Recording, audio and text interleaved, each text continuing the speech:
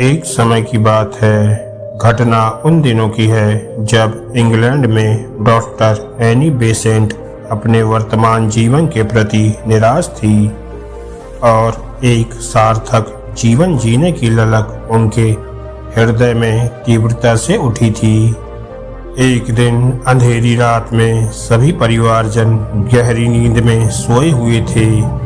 केवल वही जाग रही थी और आत्मा की शांति के लिए इतनी बेचैन हो उठी कि इस जीवन से भाग जाने का ख्याल मन में लाकर सामने रखी जहर की शीशी लेने के लिए चुपके से उठी। लेकिन तभी किसी दिव्य शक्ति की आवाज ने उन्हें आगे बढ़ने से रोक दिया। क्यों जीवन से डर गई? सत्य की खोज कर यह सुनकर वह चौंक गई। अरे यह आवाज किसकी है? कौन मुझे जीवन से भागने से रोक रहा है? उन्होंने उसी समय निश्चय कर लिया, सार्थक जीवन के लिए मुझे संघर्ष करना ही होगा। सत्य की खोज के लिए वे अपना परिवार, सुख संपत्ति आदि सब कुछ छोड़कर भारत आ गई। उन्होंने साध्वी जैसा जीवन यहाँ ग्रहण किया और विश्व को भारतीय जीवन दर्शन के रंग में रंग देना ही अपना मुख्य उद्देश्य बना लिया। उनकी मृत्यु भारत में ही हुई थी।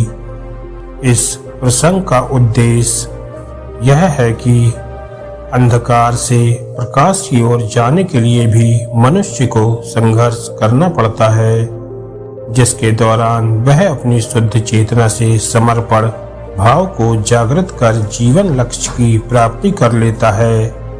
ऐसे संघर्षवान व्यक्ति की ईश्वर भी सहायता करता है, बशर्ते वह सच्ची लगन व उत्साह के साथ जीवन के प्रति संकल्प कृत है और उसकी आंखें निर्धारित लक्ष्य पर केंद्रित हैं। जीवन सहज नहीं, एक संघर्ष है।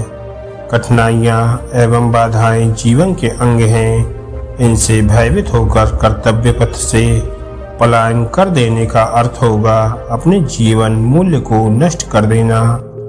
सत्य तो यह है कि कठिनाइयों और दुखों पर विजय प्राप्त करके ही मानव ने इस भौतिक संसार का इतना ऊंचा विकास किया है।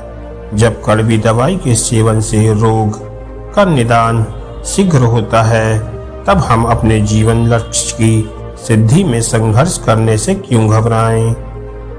हेनरी फोर्ड का कथन ध्यान देने योग्य है।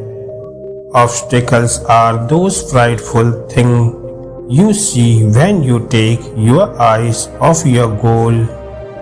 त्रेता युग में श्री राम जी को 14 वर्ष का वनवास मिला था और फिर लंका पर विजय प्राप्त करने के पश्चात लौटने पर राजगद्दी मिलते ही उन्हें सीता जी के निष्कासन पर अकेला जीवन जीना पड़ा था। द्वापर युग में श्री कृष्ण के होते हुए भी धर्मराज युधिष्ठिर सहित 5 पांडव भाइयों को 12 वर्ष का वनवास और साथ में 1 वर्ष का अज्ञातवास झेलना पड़ा था। स्पष्ट है यह जीवन संघर्ष आदिकाल से चला आ रहा है। अतः सुंदर जीवन बनाने के लिए हमें संघर्ष के बीच तो रहना ही होगा। बाधाओं को पार करते हुए आगे बढ़ना होगा और तभी हम अपने जीवन उद्देश्य की पूर्ति कर पाएंगे। दोस्तों, आपको ये छोटी सी मोटिवेशनल स्टोरी कैसी लगी हमें कमेंट करके जरूर बताएं और ऐसी ही मोटिवेशनल कहानियों को सुनने के लिए हमारे चैनल को सब्सक्राइब करना ना भूलें। धन्यवाद दोस्तों।